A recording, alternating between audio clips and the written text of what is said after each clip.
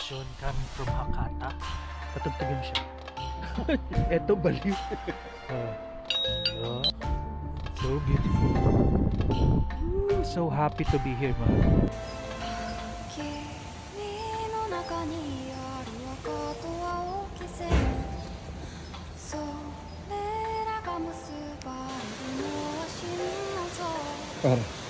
Parang ang cute mga friend.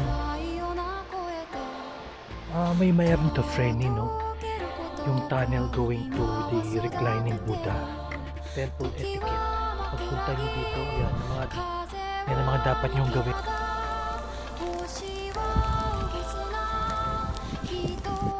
let's eat ice cream kasi malamig.